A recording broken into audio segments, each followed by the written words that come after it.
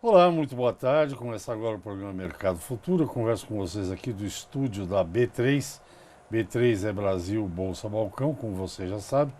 Fica no centro histórico de São Paulo, onde nasceu a cidade de São Paulo, aqui pertinho, o pátio do colégio. Para quem não conhece, pode vir conhecer, que é bonito. E eu sempre digo aqui que esse programa você assiste pela TV, você pode assistir agora pela TV, você pode ver ao mesmo tempo pela página do canal no Facebook, e uma semana depois, um pouco menos, um pouco mais, esse programa vai para a página que eu mantenho no YouTube, e lá fica à sua disposição. Então, se você perdeu, se estava viajando ou estava fazendo outra coisa, daqui uns dias você vai poder ver o programa do jeito que quiser, quantas vezes quiser. A página do programa chama-se Programa Mercado Futuro. E já que você vai para o YouTube, vai no outro canal que eu tenho lá, que é o Direto da Bolsa. Já tem mais de 2.000 pessoas que me seguem lá. Bem, esse programa eu sempre falo para vocês que eu aprendo muito, me divirto muito, mas aprendo sempre nesse programa. Hoje o tema desse programa é cutelaria. Esse nome, essa palavra, quer dizer a arte de fazer facas e coisas que tais. Mas a cutelaria que eu vou falar hoje, a propósito de um evento que vai ter aqui em São Paulo, pelo que eu conversei com os meus entrevistados, é outra coisa. Não é faca, pensei que nós vamos falar de faca aqui.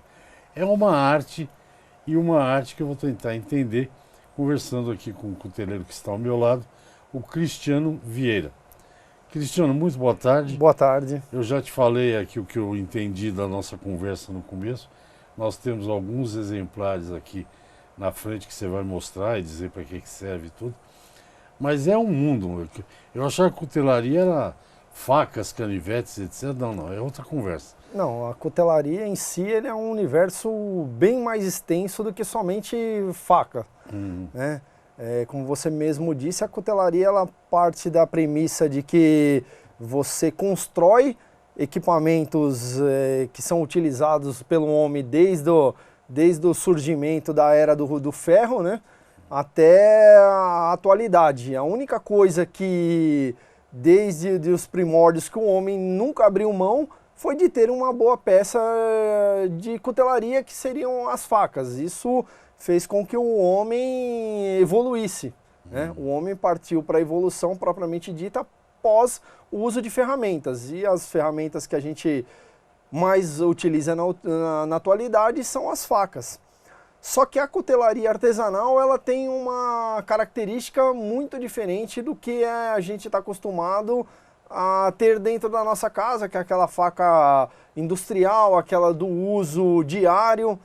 Não que a da cutelaria artesanal não sirva, mas ela segue um patamar, digamos assim, muito mais refinado do que uma faca industrializada. Então as peças de cutelaria, muito das pessoas que as adquirem acabam tendo estas peças até por coleção mesmo, por gosto, ama a arte da cutelaria, acaba acompanhando os eventos de cutelaria, né? Acabam servindo até de moeda de troca muitas vezes entre colecionadores. E esse é um universo muito extenso, porque existem muitas formas de fazer cutelaria, né? Existem muitos tipos de trabalhos de cutelaria, desde faca, facões, cutelos, facas chefes, facas militares também. Nós temos cuteleiros que trabalham nesse segmento das facas militares, as facas que servem para a lida do dia a dia, como as mais tradicionais, que acabam sendo muito conhecidas no enfoque Brasil, principalmente região sul, que são as facas gaúchas. Então essas são as que a gente acaba tendo mais direcionamento dentro da área da cutelaria. O gaúcho gosta de uma faca, né? O gaúcho em si, ele tem uma tradição de gostar da faca e do bom churrasco e da boa peleia, né? Uma a boa peleia carne. do gaúcho já vem, a faca gaúcha já vem desde dos primórdios dessas peleias do pessoal do Sul, né? Eu queria só fazer colocar um detalhe aqui que você falou da evolução do homem. Sempre teve facas, iniciais eram facas feitas com pedra, né? Sim, Assim. ao início. Com a faca, quando o homem descobriu o fogo, é que viemos para a modernidade, que Exatamente. ele passou a comer as coisas Exatamente. assadas, não mais cruas. A né? evolução do homem, ela, na verdade, ela se fundamenta exatamente na alimentação do homem. A hora que o homem ele pôde, através desses instrumentos, fazer a caça, comer animais de espécie maior, se alimentar melhor, ele evoluiu e é onde a gente chegou. Só que do princípio dessa evolução até hoje, a ferramenta que ninguém abre mão e que todo mundo tem pelo menos uma em casa é uma faca. Não, até não precisa nem ser uma faca como essas obras de arte. Não, é uma faca comum. Mas até para passar manteiga precisa de uma faca. Exatamente. Né? Então você vê que é um instrumento... eu acho que você pôs a do gaúcho aí, você não quer... Você quer falar de materiais ou quer falar de... Sim, eu vou só explanar rapidamente o assunto da cutelaria, que seriam os materiais a quais são feitos as facas, né? Na cutelaria em si, o cuteleiro artesanal trabalha muito com o tipo de aço que é o aço carbono, né? O aço carbono, ele nada mais é que, simplificando, tá, de uma forma muito simplificada, é a mistura do minério de ferro com a adição do carbono que vem do carvão, né? E esse aço carbono, existe uma infinidade hoje de tipos de aço que tem propriedades diferentes, formas de construção diferentes. Então, muitos deles levam outros tipos de minérios que se aderem ao aço, transformando ele numa liga de aço diferente também, né? Mais resistente, menos resistente. Okay. Mas o mais comum na cutelaria são os aços carbonos, que dão origem a facas como esta faca... deixa eu pegar ela aqui para poder mostrar. Que é uma faca totalmente construída somente em aço carbono. Essa aí é do que? Essa aqui é uma faca Bowen, uma faca mais utilizada, que a gente chama uma faca de campo, né? Uma faca para lida em geral, para uma faca robusta, mostra que ela é grossa, pesada. Ela tem uma espessura. Olha, dá para ver aqui a espessura? Exatamente. Normalmente as facas de cutelaria têm uma espessura, são um pouco mais robustas, são facas mais fortes, contudo com uma geometria de lâmina que acaba dando um fio muito melhor do que até uma faca industrializada, né? Vamos dizer assim. Então essa aqui, por exemplo, é uma faca totalmente feita em aço carbono. Esse aqui é um aço carbono que a gente costuma utilizar bastante na cutelaria, que é o 52-100. Atinge um alto grau de dureza e retenção de fio muito boa. E o cabo? Tem que falar de tudo. O cabo, na verdade, assim, o cabo, existe uma infinidade de materiais na cutelaria para cabo, desde madeiras estabilizadas, as madeiras de lei, madeira de lei, até as nacionais, muitas vezes, que não sejam de forma indevida, né? Adquiridas de forma indevida. Mas temos desde chifres de boi, coroas de cervo, que são a parte do chifre do cervo, que é utilizado após a queda natural, né? A queda natural, esse animal, ele tem uma determinada época que antes do acasalamento naturalmente cai essa galhada que ele tem e acaba sendo captada na natureza e aproveitada na cutelaria. Não se usa por abate, né? Não Perfeito. Tem essa função. Chifres de carneiro, ossos, né? A cutelaria usa muito os ossos também. Você falou de canela de que? Canela de... Por exemplo, aqui nem essa primeira lâmina exposta... Você alcança? Alcança, pode deixar que alcança. Essa primeira lâmina exposta, que é uma faca gaúcha também, né? Uma lâmina um pouco mais fina, mas o material que foi feito esse cabo é uma canela de avestruz. Você vai explicar melhor isso, que eu tenho que pedir um intervalo, porque tem o tempo. Já ele explica aqui esse negócio da canela da avestruz. Eu converso com o cuteleiro Cristiano Vieira. É evidente que ele tá aqui porque vai ter um evento que, num próximo programa, a gente vai falar desse evento sobre cutelaria que tem em São Paulo. Mas nós vamos ao intervalo e voltamos já. Até já. Ok, estou de volta ao programa Mercado Futuro. Vocês assistem aqui Eu estou falando do estúdio da B3, Brasil Bolsa Balcão. O assunto é cutelaria e eu interrompi o Cristiano Vieira, que é cuteleiro, quando ele está falando de um material do cabo. O cabo dessas facas pode ser dos mais variados. Esse aqui então é usado a canela de um osso. Isso, esse aqui é um osso, né? Essa faca, como é que ela chama? Ela tem Essa aqui é uma faca gaúcha. Ah, tá? Essa aqui é a gaúcha. Essa aqui é uma gaúcha. A gaúcha, ela diverge de vários modelos também. Ela não necessariamente, ela tem que seguir um padrão, mas às vezes ela é mais grossa, um pouco mais fina. Então essa aqui mesmo é uma lâmina um pouco mais fina. Mas essa daqui, por exemplo, que foi feita num aço damasco, O que é o aço damasco? É o mais nobre que tem? O aço damasco, digamos assim, ele é um aço, vamos chamar ele sim de mais nobre, porque na verdade ele é o que mais chama a atenção na cutelaria atual, né? Okay. O aço damasco, ele é uma mistura de 2 ou mais tipos de aço, que através de uma microfusão das partículas do aço, você faz com que elas se fundam em uma única peça maciça, onde depois você constrói a lâmina, né? E essa aqui foi feita num padrão linear, por isso que ela tem esses riscos, que é chamado de padrão linear. Mas voltando agora para a parte do cabo, esse cabo aqui, por exemplo, que nem você perguntou, quais são os materiais que podem ser usados? Os mais diversos, e dentre eles, ossos. Esse aqui, por exemplo, foi feito do osso de uma canela de avestruz, né?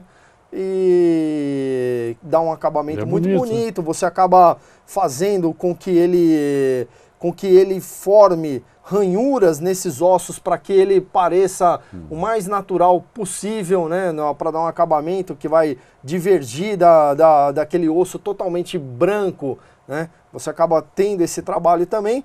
E, por exemplo, nessa lâmina aqui, para acompanhar, já que ela foi feita o cabo em canela de avestruz, eu acabei optando fazer a bainha também do couro da canela de avestruz. Esse couro que você pode notar é a canela de avestruz também, que acaba dando um charme e chega a parecer até uma coisa... Isso me faz te perguntar, obrigatoriamente, que essa cutelaria que você pratica e tantos outros aí, vocês fazem as facas sob encomenda. Nem sempre, mas... A grande maioria acaba sendo por encomenda, né? O conjunto aqui ficou muito bonito. A grande maioria acaba sendo feita por encomenda. Algumas vezes é que você acaba, sim, se você tiver um tempo disponível, você acaba trabalhando em outras peças, deixando essas peças prontas, para você tentar inserir ela no mercado e atender a demanda de alguns colecionadores, alguns clientes, né? Cristiano, alguém que veio aqui falar sobre o assunto, me diz que um dos segredos de uma boa faca, não quero pôr a mão para manchar, é a maneira como ela é presa aqui. Sim. Isso é uma ciência também? Olha, a cutelaria em si, ela é uma ciência num todo, né? Porque a cutelaria, ela trabalha desde a parte do aço, né? A ciência dos metais, mas ela, para ser completa, você acaba trabalhando com as outras ciências, vamos dizer até assim, da carpintaria, porque você vai trabalhar com a madeira, da parte do couro, você tem que trabalhar com o couro, então você acaba tendo que saber de mais de um ofício para conseguir trabalhar na cutelaria. Então sim, uma boa lâmina de cutelaria, uma das premissas de dizer que ela é uma boa lâmina é saber que você tem a segurança de estar usando uma lâmina que o cabo foi muito bem insertado, foi muito bem preso, né? Você sabe que essa lâmina aqui, você acaba usando materiais ou colas, até que você pode dar uma garantia vitalícia que esse cabo não vai escapar. Ele pode até quebrar por mau uso. Por mau uso, isso aqui é uma madeira mal utilizada, pode até vir a rachar, pode vir a quebrar. Mas escapar é dos principais pontos em que o cuteleiro trabalha para garantir que essa lâmina está segura. Principalmente em lâminas que nem essa, que é uma faca-chefe. Obviamente o trabalho com uma faca-chefe vai ser menos pesado. você vai trabalhar com alimentos, com carnes, com cortes mais refinados.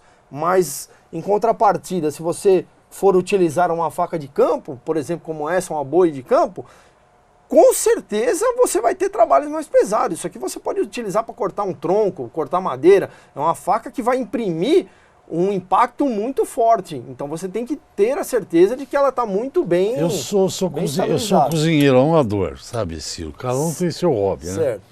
Então essa faca aqui, por exemplo, essa não. Facas que tem um espaço entre o cabo e a ponta da lâmina aqui, tem outra lá, do gaúcho também tem. Sim. Para a cozinha que eu faço, essa aqui é usada para outras coisas, mas principalmente para picar Sim. salsinha, cebola. É por isso que Sim. tem esse espaço aqui.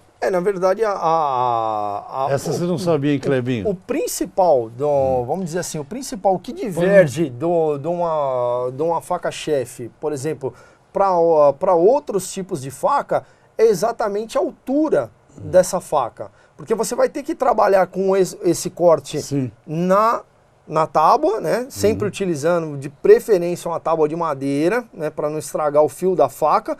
Contudo, você precisa do espaço para que a sua mão não pegue na tábua. E é o que acaba facilitando o chefe em trabalhar os cortes, né? Eu queria te perguntar um negócio, o programa não tem tempo. Duas coisas. Uma que aqui não dá para ver, mas tem um desenho na lâmina, né? Não dá para ver, Clebinho, não adianta mostrar. E esse desenho, ele é feito durante o trabalho, é isso? Na verdade, o aço damasco, ele já é essa conformação dos metais, né? Que a forma com que você trabalha ele, a forma com que você vai trabalhar ele é que vai formar padrões de desenhos. Então, existem uma infinidade de padrões do aço damasco. Então, a forma como você vai forjar esse aço, vai criar a lâmina, né? É que vai dar um acabamento, vai dar um desenho diferenciado, vamos dizer assim, né? Essa, por exemplo, é um padrão, que eu te falei, o padrão aleatório, ou random, mas aqui no Brasil a gente usa muito o termo... Randômico, que vai aleatoriamente. Exatamente. É incrível de bonito isso aqui. Mas existem outros padrões, essa outra aqui, olha...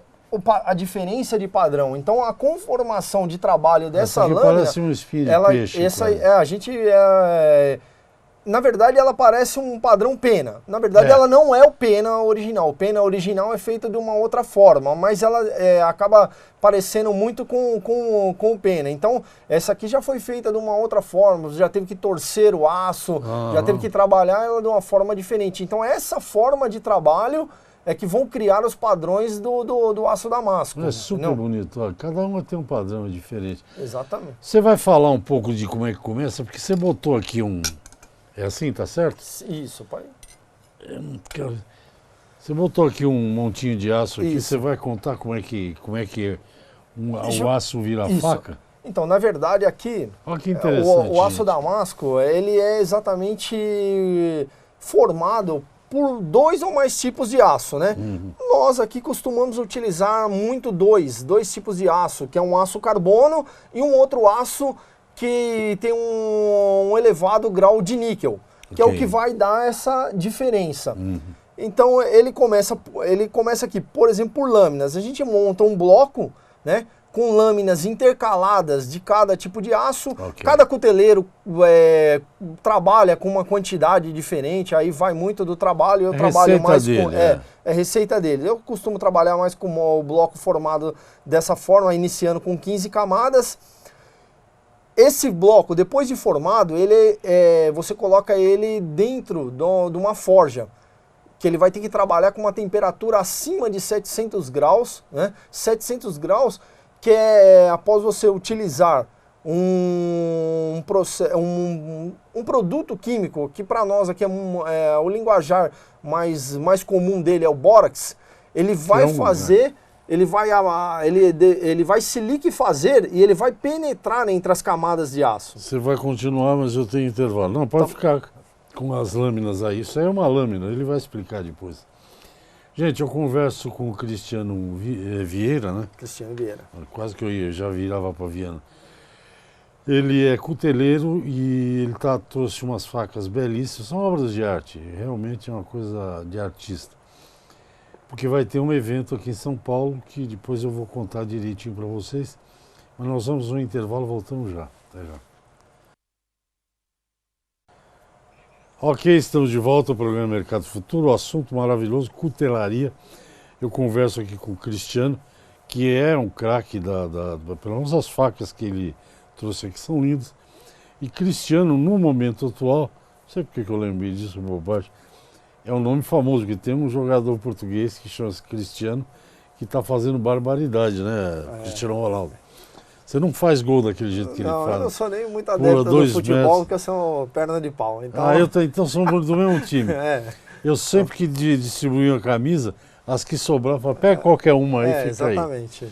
Bom, ele está falando disso aqui, porque vai ter uma grande exposição de cutelaria aqui. Ele estava explicando antes do intervalo como é que ele faz, ó, tá vendo? Isso tudo que vocês estão vendo aqui vai virar uma lâmina.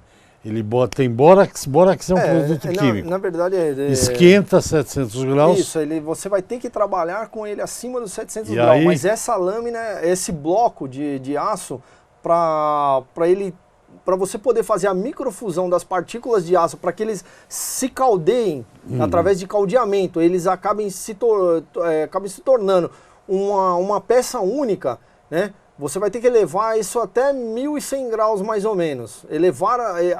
Quando ele é elevado até 1.100 graus, você vai fazer o caldeamento. O caldeamento nada mais do que exatamente essa microfusão das chapas de aço por pressão. Por pressão. Isso pode ser feito na marreta, vamos dizer assim, na marretada, mas hoje em dia, em virtude até dos problemas que acabam ocasionando ao cuteleiro trabalhar diretamente só no martelo, na marreta, acaba gerando problemas de saúde. Hoje, a grande maioria usa prensas. Eu mesmo uso uma prensa. Então, eu acabo prensando, fazendo esse caldeamento por pressão na prensa. Okay. Só que assim, não é uma única vez que você faz isso. Então, você vai fazer esse caldeamento, você vai esticar esse bloco, ele vai virar uma barra, né? E aqui essa primeira barra, por exemplo, ele vai ter um número de camadas. E dependendo do padrão que você for fazer, você vai cortando esse material e vai remontando em blocos novamente. Okay. E repetindo o processo, que é o que vai fazer que ela atinja o número de camadas que o cuteleiro pretende. Né? Então, esse número de camadas não é o que torna o damasco melhor ou pior. Às vezes as pessoas têm aquela noção errada de que quanto mais camadas tiver, melhor. Não. Isso influencia mais no aspecto, o aspecto ali do desenho mesmo, do visual do damasco, do que propriamente na parte mecânica do aço. Então, para alguns padrões de damasco, você acaba utilizando um número mais elevado de camadas, e para outros você usa menos, entendeu? Por exemplo, essa faca que eu já mostrei anteriormente do padrão aleatório, ela tem 169 camadas. Essa aqui? Exatamente, ela tem 169 camadas de aço. Essa aqui é do chefe. Exatamente, a faca chefe. Quer dizer, era um blocão assim. Ele era um bloco que era um bloco que nem esse, que você foi conformando ele, você foi caldeando ele, tornando ele uma barra, e depois eu fui remontando ele novamente em camadas e repetindo o mesmo processo até atingir essas 169 camadas, né? Não é que você amassa um aço 169 vezes, não. É que você vai remontando e multiplicando pelo número de camadas. Já esse outro padrão, por exemplo, você não consegue saber a diferença de número de camadas, mas esse aqui, por exemplo, ele já usou bem menos número de camadas, que era para que o desenho, a conformação desse desenho aparecesse melhor. Então isso vai tá muito direcionado